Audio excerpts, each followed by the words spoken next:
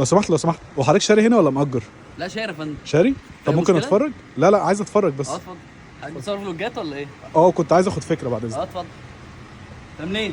انا من شرم هنا. اتفضل. تعالى اسمك كان مين؟ شريف. تعالى شريف. اجي عادي؟ تعالى اتفضل بيتك. بص ده كده الدخل يعتبر تمام. اوكي. هنا ممكن تحط مثلا الجزم، تحط اي حاجه محتاجها. اوكي. دي مرايه قبل ما بنزل من البيت ببقى باصص فيها كده. تعالى.